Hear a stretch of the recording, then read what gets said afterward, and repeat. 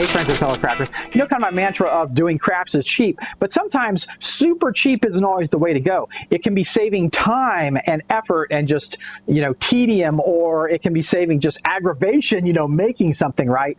And one of those things for me tends to be like a rope bridge. I don't want to have to weave all that and, do all those individual slats and all that stuff. It just seems like a lot of time that you don't really need to spend, right?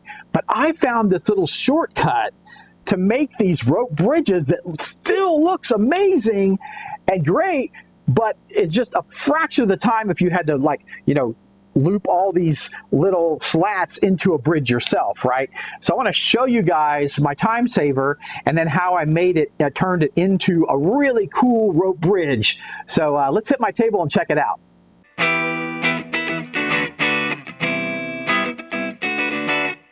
Hey craft friends, I was wanting to do a rope bridge and I was looking forward to all that kind of weaving in and out, the slats together and that kind of thing. That's just really tedious. And I came across this fairy fence on Amazon, right? This is 40 inches of fence. So let me show you how we can modify this to make really cool rope bridges. So here's my 40 inches of fence, right? And it has the wire holding it together, so it'll stand up, it'll hold itself up and that kind of thing. So great. Now I just need to trim these, and I'm going to trim the fence part off because I don't want one side. I don't want it to look like a fence. I want it to look like a rope bridge, right? So I don't want one side to have points and the other not. One of the great things about the bridge is it's already painted dark brown, right? So I just touched up the ends where I trimmed them off with the clipper, and now I'm just going to use a lighter brown and just kind of dry brush across to get like a wood look, right? Just make it a little more variant to, instead of just a dark brown wood. So just a little bit of a golden brown here.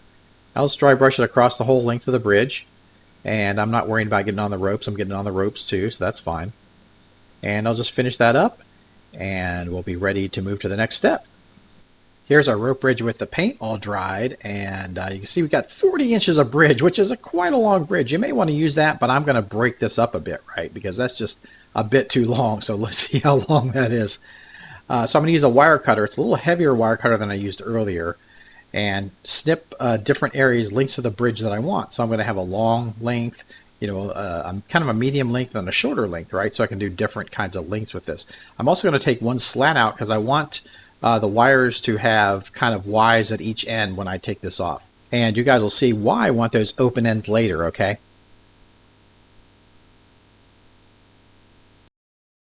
All right, guys, we're going to need something to attach the bridge to, and that's where my paper towel white glue technique comes in. So I'm going to put some white glue on the paper towel here.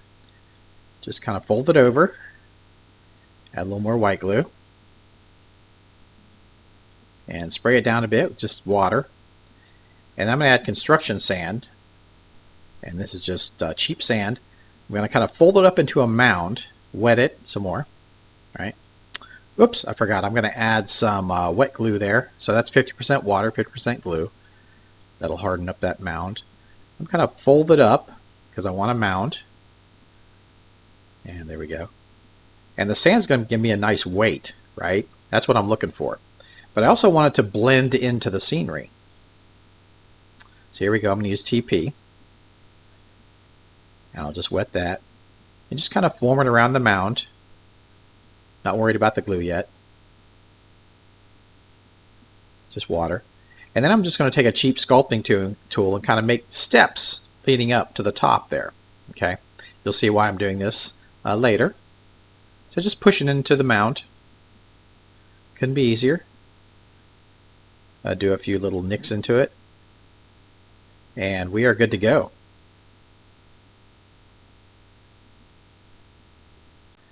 Now I'm just going to use tack pins. And these are going to be the anchors for the bridge, right? So see how that'll work? Now I need to measure the width of the bridge so I know where to put the tack pins. And there we go, that looks good. So I'll connect those to the tack pins, and that'll hold the bridge between the pieces of scenery, right? I'll just take that out, wet it down with my 50% water, 50% white glue, and just put this in to hold the place. And we'll go to the next step. While my base is drying, I'm going to make some decoration for the top of the posts that hold the bridge, right? I'm just going to use some beads here. Just you can pick whatever beads you like, and I'm just going to glue them together with my E6000. It works great on plastic. This kind of plastic it works great on. I'll use the E6000 to glue these together, And you'll notice that there's a little hole in the top of the round bead because, well, it's a bead. So I'm just going to squirt a little bit of white glue in there, and the tension of the glue will just kind of cover up the hole so you won't see that. So I'm going to hit those weights with my flat black spray paint, and here's what we end up with. So what I'm going to do next is paint them my stone color. So I'm going to use a pewter gray, a burnt sienna, and a light tan, okay? And then just kind of mix those together while they're wet on the stone face there. And after that dries, I'm going to use a damp sponge and apply a lighter gray to kind of the higher areas of the stone. See how that gives a really nice stone look and texture there? And after that's dry, I'm going to hit it with a wash. And the wash is kind of a brownish black, and it's just made with brown and black acrylic paint in water, a lot of water. And like Jeremy at Black Magic Craft, I had a little bit of dish soap, and that kind of helps it flow into the cracks better. So it'll give a nice kind of shading effect on that. Alright, so I hit the post with a burnt umber. That gives them a base brown. Then I'm going to hit them with the tan that matches the bridge, the same tan I used on the bridge. And I'm going to add the post tops. And it really changes the tacks from looking like tacks to looking like posts, right? Those beads. And if the beads don't match the tops, you can paint them to match. Mine were pretty close to the top, so I really didn't need to paint them. But I used my E6000 to apply that. It's great for this types of material. And then I hit the post with a bit of wash, so you can see there. We'll let that dry. Now let's hit my table and see how cool these rope bridges look. I can't wait to show you guys. All right, here we have our rope bridge strung up between two cliffs, and just super cool. I really like how this came out. So let's look at this for a minute. Here we got Roderick and Hilga, and it holds them very well. It's very sturdy. You don't have to worry about it falling. The weights won't let it slide off, so that's really nice. You don't see it moving at all as I move the figures up and down, so you don't want stuff falling off, right? And you just undo the wires from the posts, and that's how you can connect it, right? And it just couldn't be easier. And it's just simple and easy storage, right? When you got to put these away, you don't have this whole thing connected. So very nice. And we have Roderick and Hilga trying to cross this ravine, and then the dinosaur comes inside, bellowing and roaring, and then its enemy comes on the other side, and they're roaring and bellowing at each other, screeching, and poor Roderick and Hilga are kind of stuck in the middle here, so you could have a really fun scenario. They're trying to get by one, and they realize it's not going to be so easy. They try to get by the other, and maybe they're going to wait it out. But then they hear a screech from the sky, and a pterodon comes swooping down. Which one is it going to grab? Is it going to grab Roderick or Hilga? You decide.